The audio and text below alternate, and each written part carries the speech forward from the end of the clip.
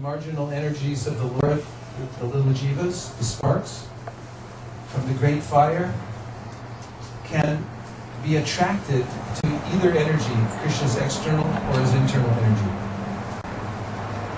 And because of the size of the soul, his chitkana, his tiny particle, he's controlled by one of those two energies.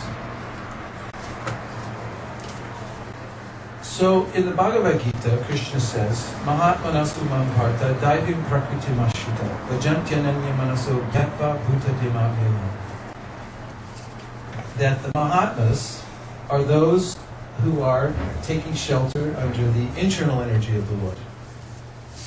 And that means Srimati Radharani.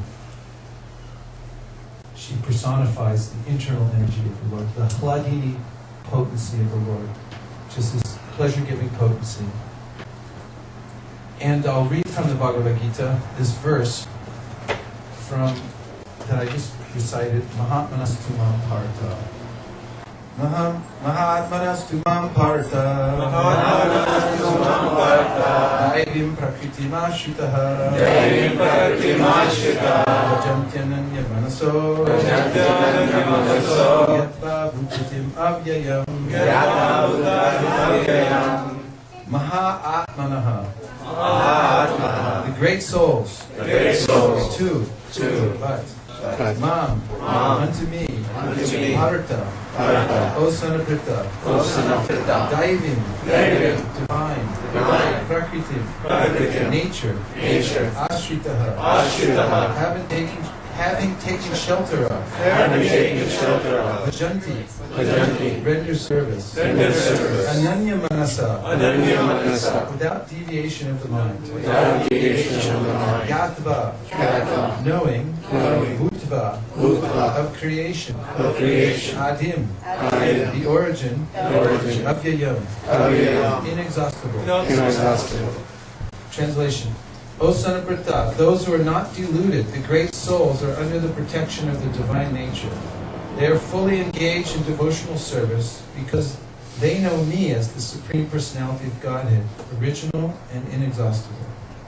Srila Prabhupada's purport. In this verse, the description of the Mahatma is clearly given. The first sign of the Mahatma is that he is already situated in the divine nature. He is not under the control of material nature. And how is this effected? That is explained in the 7th chapter. One who surrenders unto the Supreme Personality of Godhead, Sri Krishna, at once becomes freed from the control of material nature. That is the qualification. One can become free from the control of material nature as soon as he surrenders his soul to the Supreme Personality of Godhead. That is the preliminary formula. Being marginal potency, as soon as the living entity is freed from the control of material nature, he is put under the guidance of the spiritual nature. The guidance of the spiritual master is called Daivi Prakriti, divine nature. So when one is promoted in that way, by surrendering to the Supreme Personality of Godhead, one attains the stage of a great soul, Mahatma.